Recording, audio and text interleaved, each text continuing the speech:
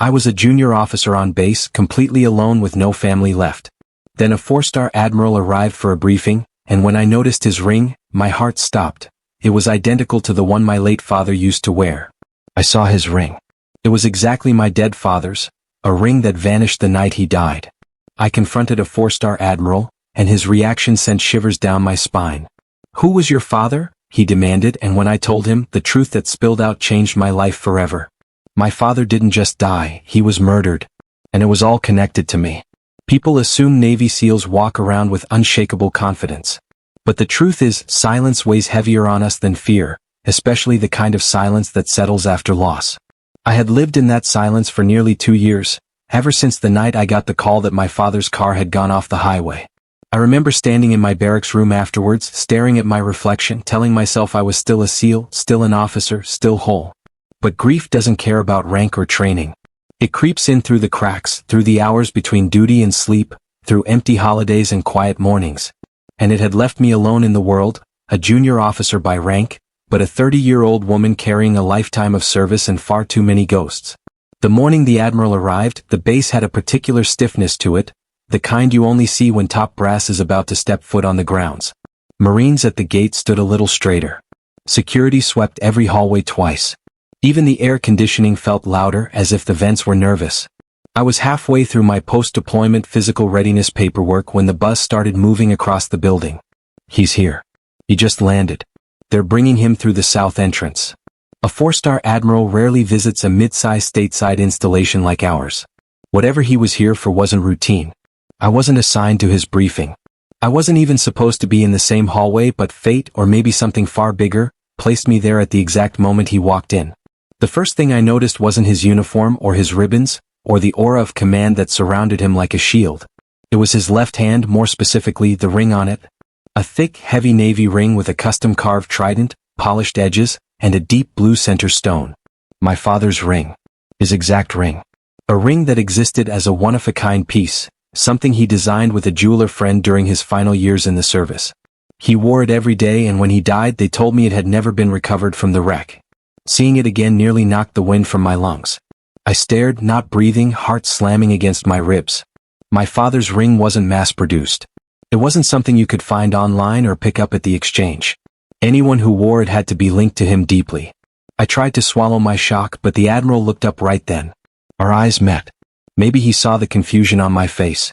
Maybe he recognized something of my father in me, because for a split second his expression changed. Not the polite, unreadable calm flag officers wear, but something raw. I didn't care about protocol. I didn't care that I was a lieutenant commander and he was a 4-star. I needed to know. So when the briefing broke and he stepped into the hallway with his aides, I walked straight toward him. "Admiral," I said, voice steady but my hands cold. "May I ask about your ring?" He paused mid-stride. His aides kept walking, assuming he would follow, but he didn't. He turned slowly toward me, studying my face as if trying to place a distant memory. "This?" he asked quietly, lifting his hand. "Yes, sir," I said. "That ring is familiar."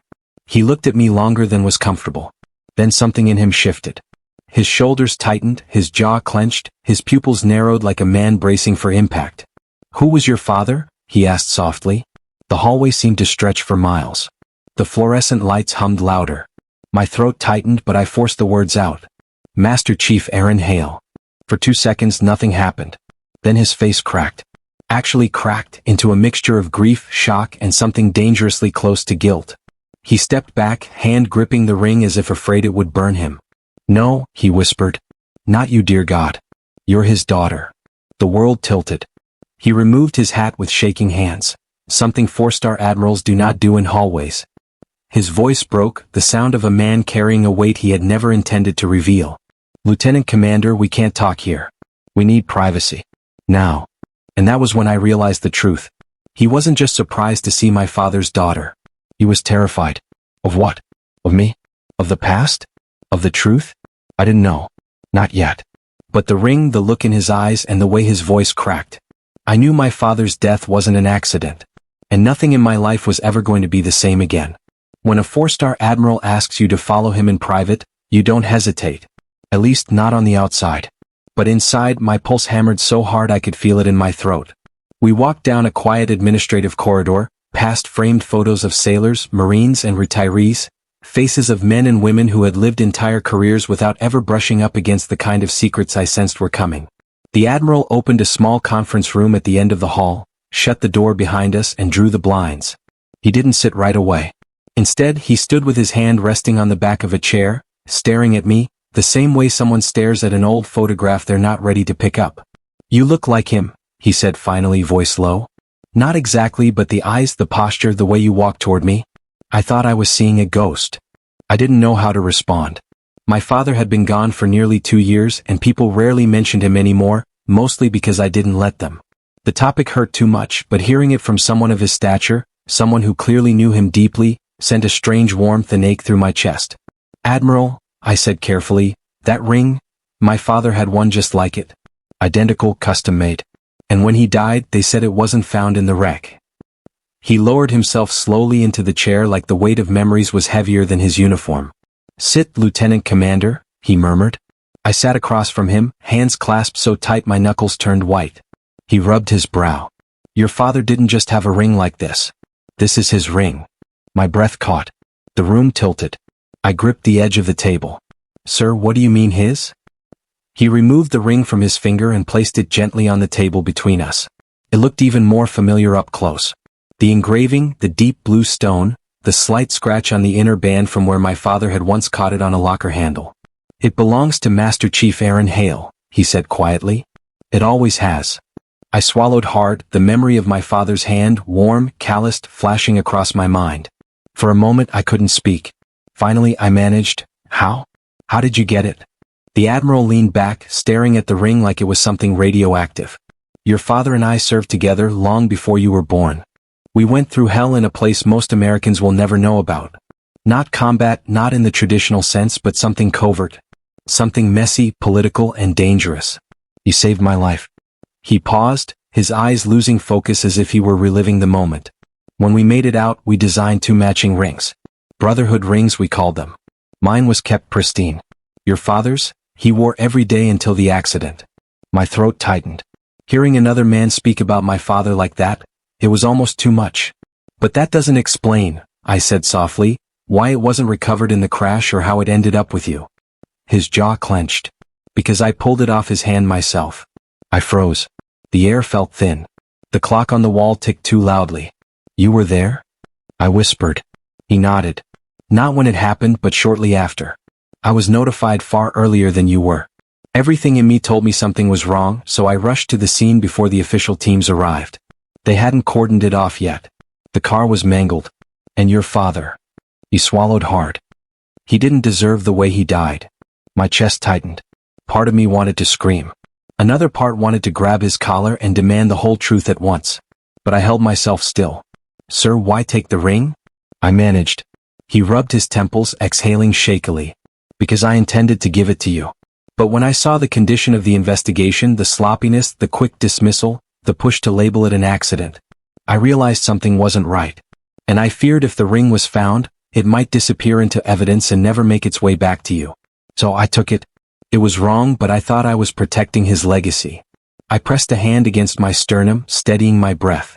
It felt like someone had ripped open a sealed wound I had spent 2 years pretending didn't exist. "Sir, that accident was investigated and has closed the case." He looked up sharply. "Closed it because someone wanted it closed." My heartbeat kicked into another gear. Someone wanted it closed. Someone didn't want questions asked. Someone didn't want the truth. But why?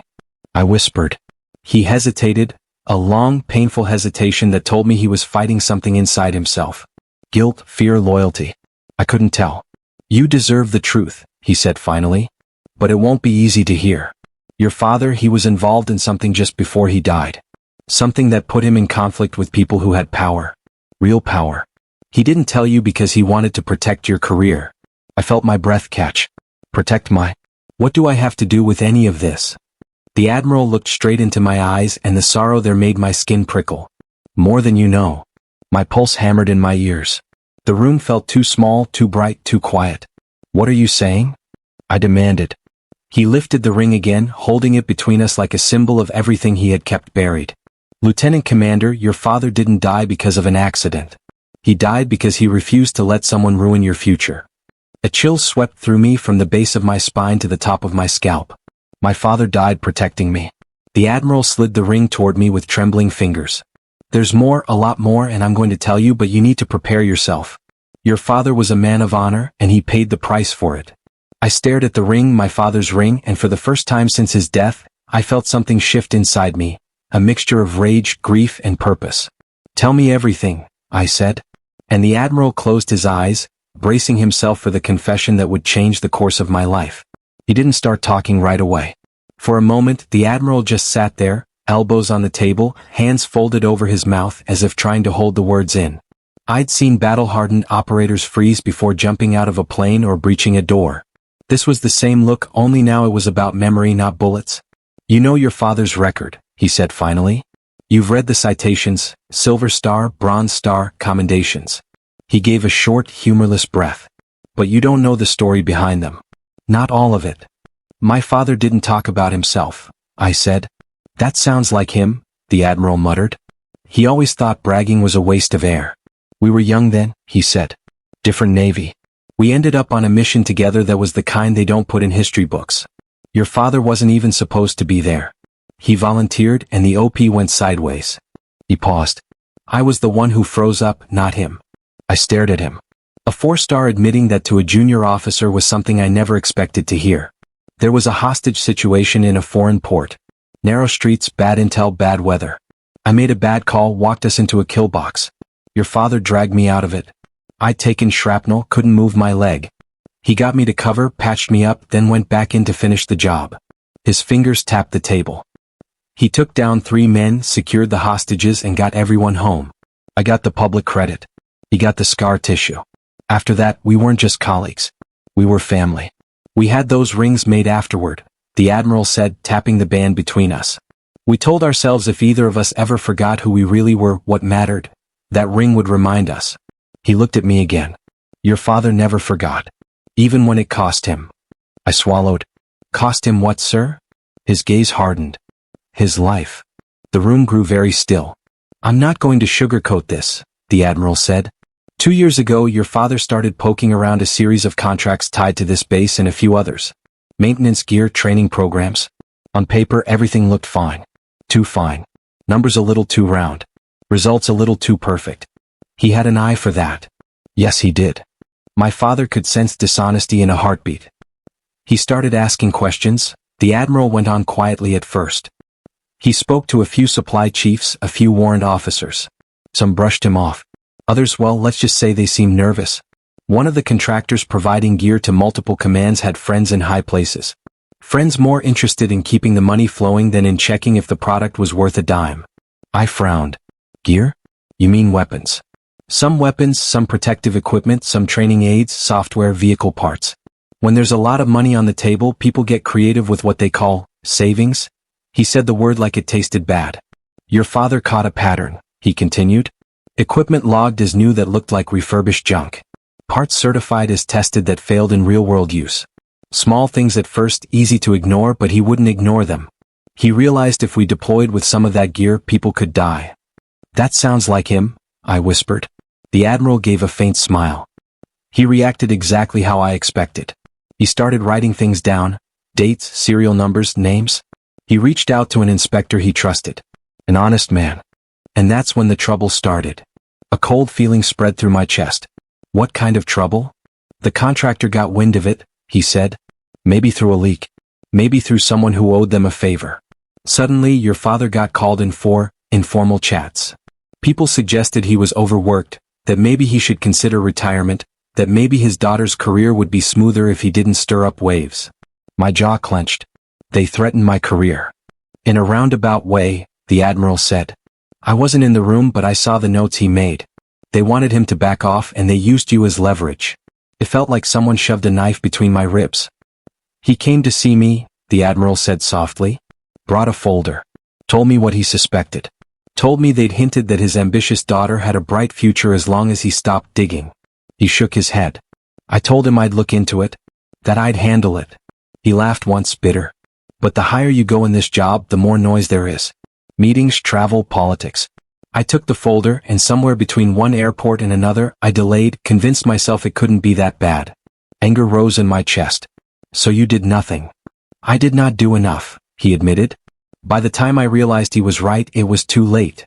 The clock ticked. 2 days before your father died, the admiral said, he requested a formal meeting with a civilian liaison for that contractor.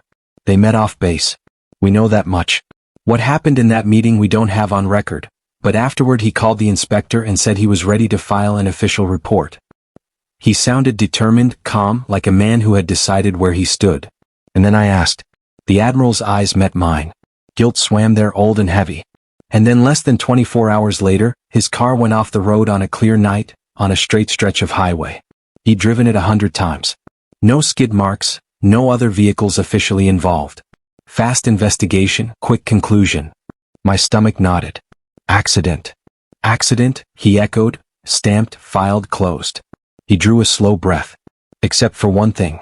When I saw the scene, it didn't look like an accident to me.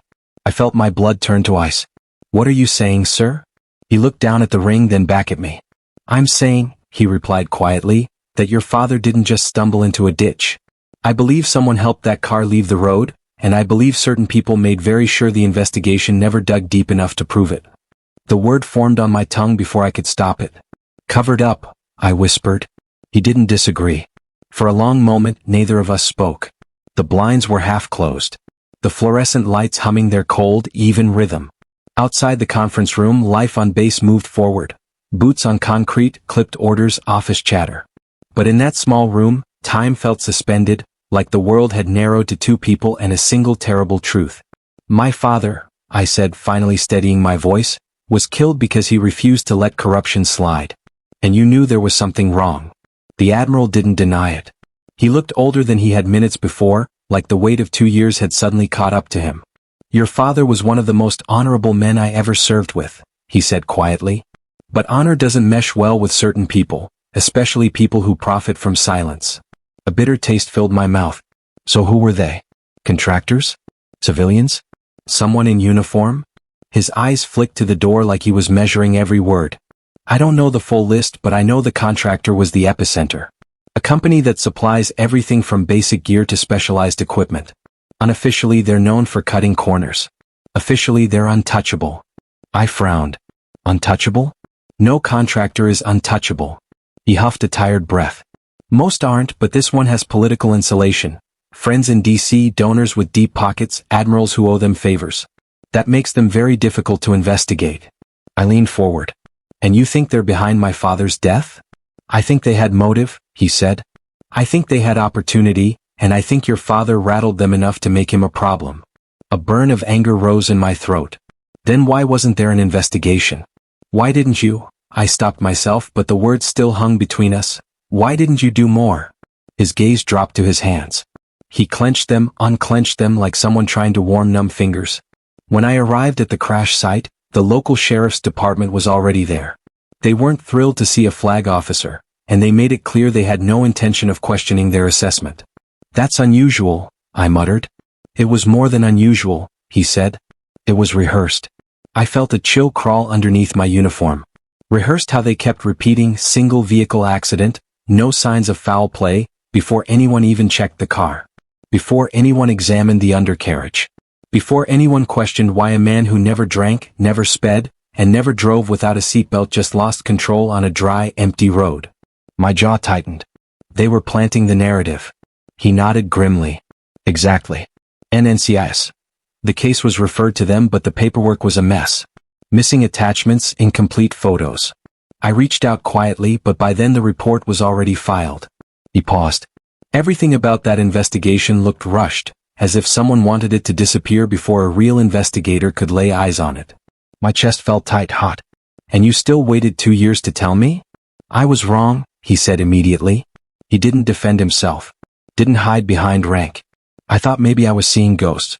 Maybe I was projecting guilt from that old mission onto something that was simply a tragedy. His voice cracked slightly. But the ring. The moment you saw it. The way you reacted. I knew I couldn't stay silent anymore. I stared at the ring. My father's ring. The one thing that should have been returned to me. The one thing that shouldn't have been missing from the wreck. Suddenly, everything snapped into sharper focus. Someone removed the ring, I whispered. Someone wanted it gone. And someone wanted the truth buried, he replied. For a moment, my grief, quiet, cold, familiar, morphed into something new, anger. Real, searing anger. The kind that made the air feel sharp in my lungs. The kind that made my hands shake with purpose rather than pain. So what now? I asked. We just sit on this? The Admiral's eyes hardened with something like resolve. No, we're not sitting on anything. But we have to be smart. This isn't a fight you win by throwing punches. This is a fight you win by pulling the right threads. I'm listening, I said. He gestured toward the binder he'd brought with him, one I hadn't even noticed until now. Thick, heavy, worn from use. Your father kept copies, he said. Everything he gathered. He was meticulous, detailed, precise. He expected resistance. He knew people might try to twist his words or bury his findings, so he backed them up. A warmth of pride and sorrow filled my chest. That was who he was.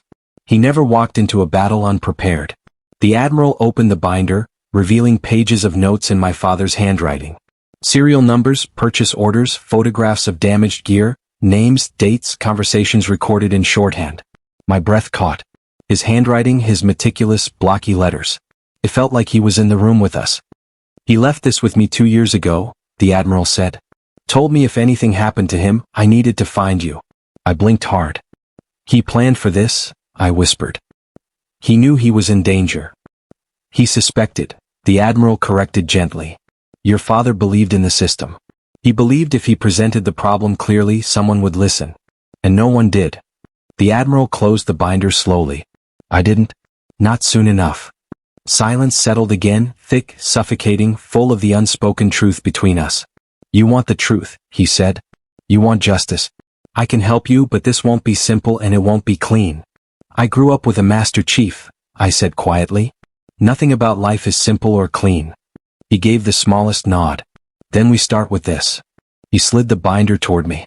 Your father's notes, his timeline, his evidence. You need to study it, understand it. And then we go to the Inspector General. I felt something shift inside me then. A steady, grounding force. The grief that had weighed on me for years was still there, yes. But now it pulsed with direction, with purpose. For the first time since his death, I had something resembling solid ground beneath my feet. I touched the binder. My voice was steady. If he died protecting the truth, then I'll finish what he started. The Admiral's jaw tightened with solemn approval. Then brace yourself, Lieutenant Commander, because once we start this, there's no turning back. I don't know how long I sat there with the binder in front of me. Minutes, an hour. Time felt like it was dripping rather than moving, each second sinking deeper into the space between grief and purpose. The Admiral waited in silence, hands folded, eyes lowered, giving me room to breathe or maybe giving himself the same. Finally, I opened the binder. The first page wasn't notes or reports. It was a picture, a photo I'd never seen. My father, younger, standing beside the Admiral on some dusty foreign road. Both of them sunburned, bruised, and grinning with exhaustion. Arms slung around each other's shoulders. Camouflage faded from wear. Gasoline stains on their sleeves. That kind of grin only existed between people who survived something together. My throat tightened. The Admiral watched me quietly. He kept that photo, he said. Always. I flipped the page. Beneath the photo were my father's unmistakable handwriting, the letters sharp and deliberate. For my daughter, if she ever needs the truth. A shiver passed through me. He'd known. Not what would happen, but that something might, and he prepared for it. I turned to the next section. Rows of serial numbers paired with notes about training accidents, malfunctions, near-fatal failures. He documented each incident, the dates, the exact equipment used, the connection to the same contractor. This is enough to raise questions, I said quietly. Enough for an inquiry, but not enough to prove murder. The Admiral nodded. No, but it's enough to show motive. And motive mattered. I kept flipping through pages, photos of cracked gear, shattered components that shouldn't have shattered. Communication devices that had been tested and documented as fully operational despite obvious defects. Eventually, halfway through the binder, I reached a single sheet of paper, thicker, older, folded once. I unfolded it carefully. It was a letter in my father's handwriting. The date at the top was the day before he died. I glanced at the Admiral. Did you read this? He nodded once, regret shadowing his expression. I wasn't sure if I had the right, but I suspected it might help you someday. I took a breath and began reading. If you're reading this, something has gone wrong. I hope I'm wrong. God, I hope so. But just in case, there's something I need you to know. They threatened you. My hands trembled. I forced myself to keep reading. Not directly. They're too smart for that.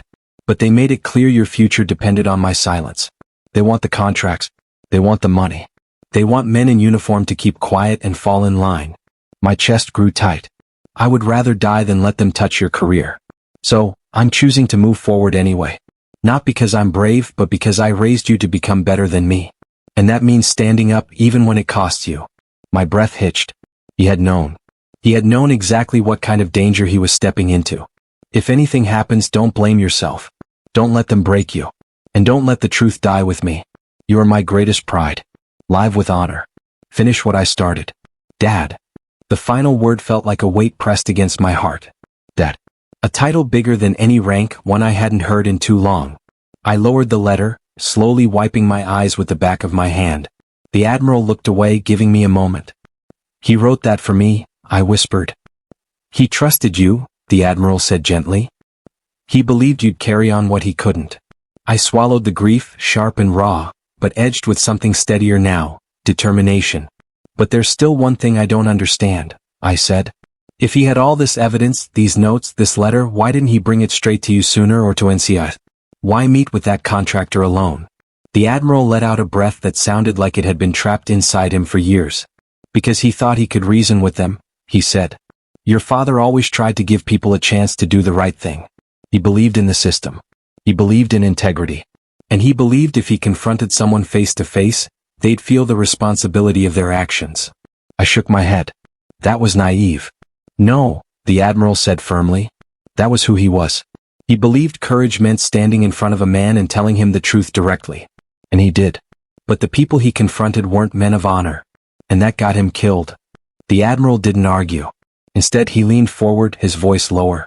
There's something else you need to know. The contractor representative he met that night, the one he confronted, wasn't just a businessman. He had connections, governmental, political. He's protected and he's dangerous. Then we expose him. We will, he said. But to do that, we need more than the notes, more than the letter. I frowned. What else? Your father recorded that meeting? My pulse jumped. Recorded it? How? He nodded. He wore a micro-recorder in his jacket, something only a handful of people would even recognize. He told me once he'd only use it if he felt truly threatened. I leaned in. Where is it? That, the Admiral said with a heavy exhale, is the problem. It disappeared from the crash site. It was never logged, never mentioned. Cold dread washed over me. Someone took it. Someone who didn't want it found, he said, which means it still exists. And if we find it, it proves everything. I finished. The Admiral nodded. And destroys everyone involved. I closed the binder. My father's letter still trembled in my hands, warm from my touch. If they killed him to bury the truth, I said quietly, then I'm going to dig until I find every piece they tried to hide. The Admiral met my eyes. Then we moved forward carefully, deliberately. Together. Where do we start? I asked. He pointed at the letter with his last words. I looked down at the shaky inked lines. The final message from the man who raised me, protected me, and ultimately gave his life for me. Finish what I started, Dad. My resolve settled like steel. I will, I whispered. I swear it. The days that followed felt like walking through fog, thick, quiet, tense. Yet every step was deliberate. I carried my father's binder everywhere with me, tucked in a plain black laptop sleeve so it looked like nothing more than routine paperwork. In truth, it was a bomb, a silent, heavy device filled with fuses. Each page another spark waiting to ignite. The Admiral and I didn't meet openly again for a while. Instead, he arranged small windows of time under the guise of routine administrative tasks. 5 minutes in a hallway, a quick stop outside logistics, a folded note left inside a sealed envelope. He was cautious, methodical, and I followed his lead. This kind of corruption doesn't crumble when you shout at it, he said one morning as we crossed paths near the quarterdeck. It crumbles when you build pressure quietly until the people holding it up feel the walls shift beneath them. I understood. Revenge is loud. Justice is patient. And justice would be louder in the end. The first step was recreating my father's trail. Every signature, every witness, every flawed piece of gear. I started by interviewing sailors and chiefs who had logged complaints about equipment failures over the past 3 years. Most didn't think much of it at the time. They chalked it up to old stock, rough handling, or coincidence. But when I showed them the serial numbers in my father's binder, their expressions changed. One chief petty officer rubbed the back of his neck, frowning. I remember that batch. We lost 2 weeks of training because half the comm units were dead on arrival. Another sailor shook his head in disbelief. They told us it was operator error. I knew that wasn't right. And a Marine staff sergeant growled under his breath. I said someone was cutting corners. Nobody wanted to hear it. Piece by piece the story grew teeth. But documentation wasn't enough. We needed someone inside the contractor's pipeline. Someone who saw the invoices, the aging stock being passed off as new, the rushed shipping logs. That was where the Admiral came through. Meet me behind Supply Building 3 at 1800, he'd written. Wear civilian clothes. The phrasing alone told me how serious this was. At 1800 sharp, the Admiral's black SUV rolled up beside me. He didn't say a word as I got in, just nodded in greeting and drove off base, taking a quiet service road toward the industrial park that bordered the highway. That contractor keeps a satellite office nearby, he said. Low profile. Minimal staff, but one person there might be willing to talk. Who? I asked. An accountant, he replied. A good one. She's been trying to leave the company for months, too honest for their liking. Is she in danger? He exhaled through his nose. Not yet. But if she hands us what I think she will, she could be. We pulled into the parking lot of a nondescript office building. One of those low beige structures with tinted windows and no signage. The kind of place intentionally designed to be forgettable. Inside we found her sitting alone in a small conference room. A nervous half-smile pulling at her lips. Mid-40s, tired eyes, hands wrapped around a paper cup she wasn't drinking from. You're the one he said would come? She asked me. I am, I said, sitting across from her. Lieutenant Commander Hale. Her expression softened at my last name. Your father. I read his statements. He was the only one who ever asked questions without trying to intimidate me. It struck me how deeply my father's integrity had reached, even into rooms I'd never imagined. She slid a flash drive across the table. Everything is on there. Ledgers, emails, duplicate invoices, photos of shipments that weren't what the paperwork claimed. And one more thing, her voice dropped, trembling. A recording. A chill ran through me. A recording of what? She licked her lips. Your father's final meeting. Not the audio. Someone destroyed that. But the office had a hidden security camera. They didn't realize it was backed up off-site. My pulse thundered. You've seen it? She nodded. I watched it twice. Once because I had to. Once because I couldn't believe what I'd seen. The Admiral leaned forward, jaw tight. What's on it? She hesitated, fear creeping over her face. Your father wasn't arguing with the contractor rep. He was calm, direct, but that man, he threatened him. Told him he was risking his daughter's future by pushing this. And then, her voice cracked, and then he followed your father out of the office. The angle changes but you can see them in the hallway. The rep grabs his arm, says something I couldn't hear. And your father, he just shakes his head and walks away. And after that? I pressed. I don't know, she said. The exterior cameras were wiped, but you can see the rep leaving through the back door just minutes before your father. A lead weight dropped in my stomach. Motive, opportunity, threats, the Admiral murmured. It's enough to force an inquiry. But the accountant wasn't finished. There's more, she whispered. Someone inside your father's chain of command alerted the contractor that he was filing a formal report. Someone on the military side. My blood ran cold. Someone in uniform. Someone my father trusted. Who? I demanded. She took a shaky breath and opened a small manila envelope. Inside was a printout of a phone record. 2 calls made the night before my father died. One from the contractor's representative, and the other from a Navy officer. I stared at the name. The blood in my veins turned to glass. A commander.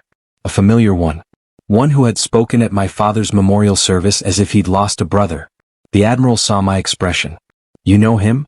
Yes, I said, voice cold. I do. The accountant leaned back, fear etched into her features. I'll testify, she said. But if you're going after these people, you need official backing. Real authority. The Admiral nodded. We're going to the Inspector General with your statement. The evidence and the binder will force their hand. For the first time since my father's death, I felt a shift in my chest. Not grief, not rage, but momentum. The truth was rising, and the people who buried it were about to be exposed. The Admiral placed a steady hand on my shoulder. This won't be easy, he said. They'll deny everything. They'll deflect and stall. But if we do this right, they won't escape accountability. I closed my hand around the flash drive. Then let's do it right, I said. For him. The Admiral looked at me. Really looked. For him, he repeated. The Inspector General's office wasn't a place you walked into casually. The walls were bare, the lights too bright, and the atmosphere so quiet you could hear a pen drop 2 rooms away. When the Admiral and I stepped inside with the binder, the flash drive, and the accountant's sworn statement, I felt the full weight of every step. It wasn't just my boots echoing on the polished tile. It was my father's memory walking beside me. We were escorted to a secure conference room, the kind made for uncomfortable conversations with serious consequences. A team of investigators filed in. 2 civilians, 1 JAG officer, 1 NCIS agent. No small talk, no polite smiles. They were here for the truth. The Admiral presented the evidence first. He spoke like a man who had carried guilt for too long and had finally decided to set it down. When he described the inconsistencies in the crash report, his voice didn't waver. When he revealed the letter my father wrote, he paused only once, long enough to steady himself before continuing. Then it was my turn. I laid out everything, the defective equipment, the sailors and Marines I'd spoken with, the pattern of manipulation, the threats, the contractor rep following my father out of the building, the phone call from the officer who had betrayed him. My voice stayed steady, but inside I felt something burning, a steady flame I hadn't had in 2 years. When we finished, the room went silent. The NCIS agent finally spoke. Lieutenant Commander, this is substantial and it's damning. We'll open a full investigation immediately. The JAG officer added, and the officer who leaked to the contractor, he will be subpoenaed. If he cooperated in suppressing a report, he'll face charges. I didn't breathe until those words hit the air. The truth was finally moving forward. The Admiral exhaled, a sound so quiet most people would have missed it, but I didn't. It carried 2 years of guilt finally breaking open. The investigators asked us not to discuss details with anyone. We agreed. As we left the building, the Admiral stopped just outside the glass doors, the sun casting a thin beam across the courtyard. You did well in there, he said. So did you, I replied. He looked away, hands clasped behind his back in that formal, absent-minded way flag officers do when they're standing in their own thoughts. Your father would be proud. The words hit me harder than I expected. You think so? I know so, he said. We stood there a moment longer before he reached into his pocket. When he turned back, he was holding something I'd stared at on that conference table days earlier, my father's ring. I kept this longer than I should have, he said softly. Not because I wanted it, but because I couldn't face what it meant. I swallowed. And now? Now it belongs where it always should have been. He extended his hand. I hesitated, not because I didn't want it, but because taking it meant accepting something bigger than proof or evidence. It meant accepting the story behind it. The story he had hidden, the guilt he had carried, the truth my father had died for. Slowly I held out my palm. The Admiral placed the ring into my hand with the care of someone lowering a flag. The gold felt warm, solid, alive. I curled my fingers around it. Thank you, I said, my voice barely more than a whisper. No, he replied. Thank your father. He never stopped fighting for what was right, even when the people around him didn't deserve that kind of loyalty.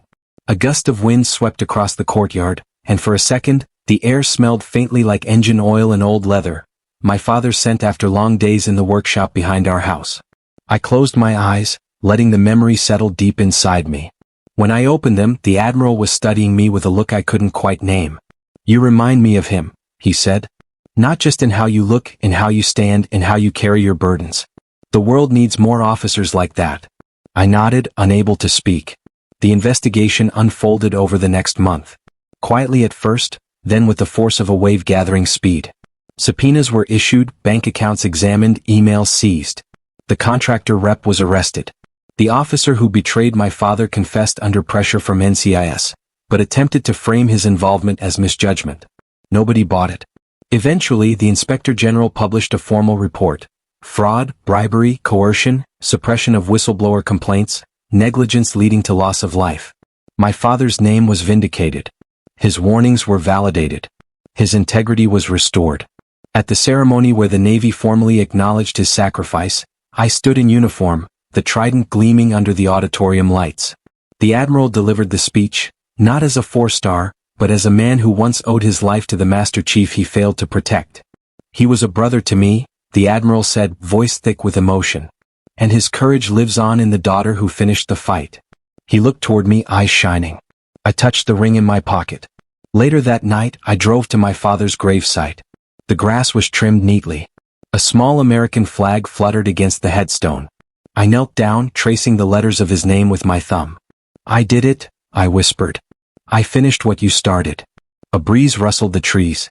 Call it coincidence, call it faith, call it memory, but it felt like an answer. Not in words, but in the quiet assurance that he was still with me. I slipped the ring onto a thin chain and placed it around my neck.